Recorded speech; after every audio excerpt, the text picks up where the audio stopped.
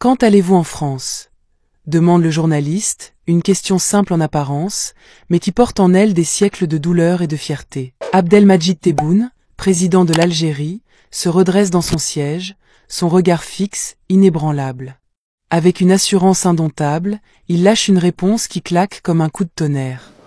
Je n'irai pas à Canossa. Je n'irai pas à Canossa.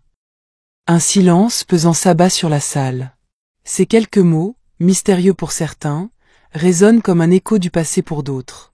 C'est une déclaration chargée d'histoire, de défis, de fierté. Mais que cache cette référence énigmatique? CNM+ vous emmène à travers les méandres du temps, dans l'hiver glacial de 1077, au cœur de l'Italie médiévale, pour saisir toute la profondeur de ce symbole.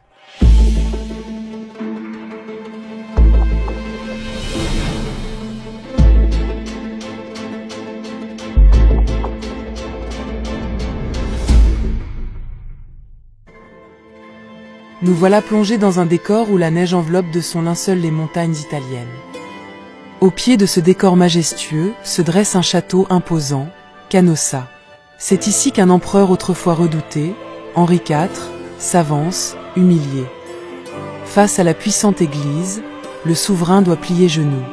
Il a défié le pape Grégoire VII dans une querelle acharnée pour le contrôle de la chrétienté, mais aujourd'hui, c'est lui qui se retrouve excommunié, privé de ses soutiens, affaibli. Ce n'est pas une simple querelle religieuse. C'est un combat pour la suprématie, un bras de fer pour savoir qui, de l'Église ou de l'État, détient réellement le pouvoir. Et dans cette lutte, Henri IV, autrefois tout-puissant, se voit forcé de traverser les Alpes en plein hiver, pieds nus, vêtu d'une simple tunique de pénitent, pour supplier le pardon du pape. 3 jours durant, l'empereur attend, en plein froid, humilié, désarmé. Un acte de soumission que l'histoire n'oubliera jamais. Canossa devient alors un synonyme d'abdication, de capitulation. Un puissant empereur agenouillé dans la neige, brisé, implorant pour sa survie politique. Mais cette scène historique n'est pas sans rappeler la situation actuelle de nombreux dirigeants africains. Comme Henri IV, il se retrouve à genoux devant l'ancien colonisateur, notamment la France, non plus par conviction mais par calcul. Ils quémandent un soutien qui, en réalité, les enchaîne. Chaque compromis, chaque concession, est une érosion de leur dignité nationale. Ces présidents, censés incarner la souveraineté de leur pays, sacrifient l'honneur de leur peuple pour obtenir des faveurs, signer des accords désavantageux et maintenir leur pouvoir.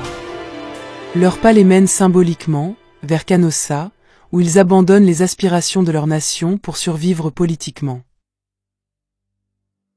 Mais alors que tant d'autres dirigeants africains choisissent de capituler, l'Algérie, elle, choisit de résister. Le président Tebboune, en refusant d'aller à Canossa, incarne cette résistance farouche. Je n'irai pas à Canossa signifie bien plus qu'un refus de visiter un pays. C'est un rejet catégorique de toute forme de soumission, un cri de défi lancé à ceux qui pensent encore pouvoir imposer leur volonté à l'Algérie. L'histoire tumultueuse entre l'Algérie et la France ne peut être effacée. Pendant près de 130 ans, la France a dominé l'Algérie, opprimant des millions d'hommes et de femmes.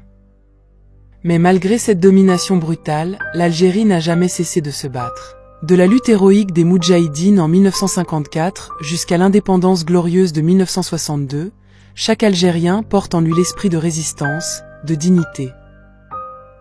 Quand Tebboune affirme qu'il n'ira pas à Canossa, c'est bien plus qu'une posture politique. C'est un acte de mémoire, un hommage à ceux qui ont donné leur vie pour la liberté de l'Algérie. C'est une proclamation retentissante. L'Algérie n'est plus à vendre, son honneur n'est pas négociable. Aujourd'hui, l'Algérie exige que ses relations, avec n'importe quelle nation, et notamment la France, soient bâties sur l'égalité et le respect mutuel. Il n'y a plus de place pour l'humiliation ou la dépendance. L'Algérie, forte de son passé, fait face à l'avenir avec la tête haute, fidèle à l'héritage de ses héros.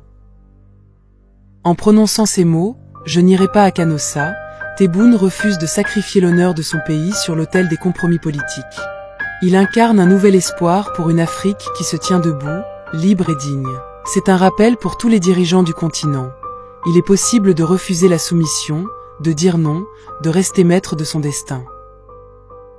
L'esprit de Canossa, autrefois synonyme d'humiliation, est aujourd'hui renversé. Il devient, pour l'Algérie, un symbole de refus, de force, de résilience. Comme un écho vibrant à travers les siècles, ce refus nous rappelle que la dignité ne se négocie pas, que la liberté n'a pas de prix.